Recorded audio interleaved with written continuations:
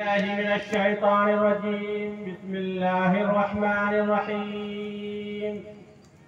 إن الله وملائكته يصلون على النبي يا أيها الذين آمنوا صلوا عليه وسلموا تسليما.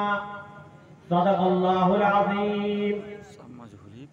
صدر محترم معزز علماء کرام اور میرے عزیز ساتھیوں، سب سے پہلے تمام کے تمام تعریفیں ثابت ہے اس اللہ کے لیے جو رحمان ہے، رحیم ہے، قیامت کے دن کا مالک ہے۔ بعدہ درود و سلام نازل ہو آقا نامدار تاجدار بدھا محمد صلی اللہ علیہ وسلم پر، جو سارے کے سارے انبیاء کے سردار ہیں۔ مسلم شریف کی حدیث ہے، جو کوئی ایک بار حضور اکرم صلی اللہ علیہ وسلم پر درود بھیجتا ہے، مسلم شریف کی حدیث ہے، جو کوئی ایک بار حضور اکرم صلی اللہ علیہ وسلم پر درود بھیجتا ہے، اللہ تعالیٰ اس کے اوپر 10 بار رحمت بھیجتا ہے۔ اور حضور اکرم صلی اللہ علیہ وسلم ارشاد فرماتے ہیں، بخاری شریف کتاب الایمان حدیث نمبر 8، بخاری شریف کتاب الایمان حدیث نمبر 8، حضرت انس رضی اللہ تعالیٰ عنہ سے روایت ہے کہ حضور اکرم صلی اللہ علیہ وسلم نے ارشاد فرمایا، لا يؤمن أحدكم حتى أكون أحب إليه من والده وولده والناس أجمعين۔ تم میں سے کوئی شخص اس وقت تک کامل ایمان والا نہیں ہو سکتا، تم میں سے کوئی شخص اس وقت تک کامل ایمان والا نہیں ہو سکتا جب تک کہ تم اپنے ماں باپ، اپنے اولاد اور تمام دنیا کے لوگوں سے بڑھ کر مجھ سے محبت نہ کرے۔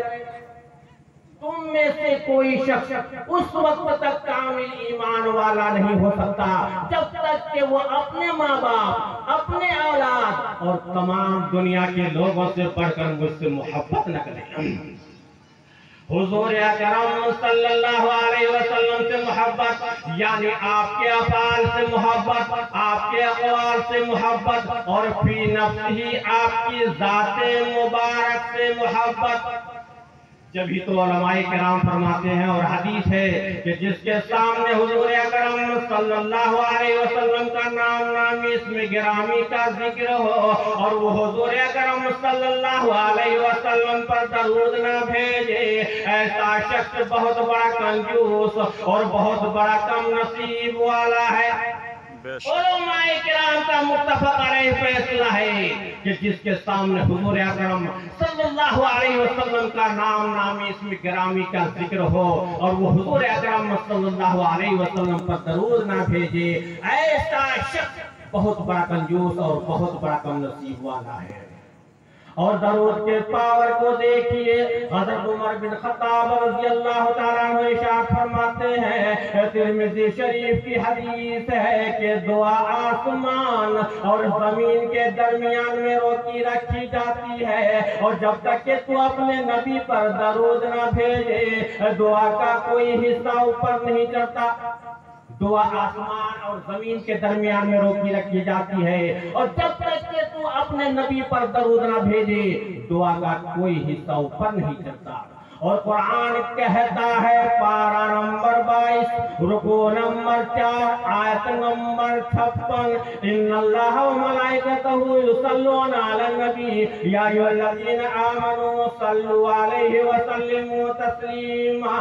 پورے عالم کے ذرے ذرے کا مالک، پورے عالم کے ذرے ذرے کا مالک یعنی اللہ تعالیٰ، اور سارے کے سارے ملائکہ حضور اکرم صلی اللہ علیہ وسلم پر درود بھیجتے ہیں۔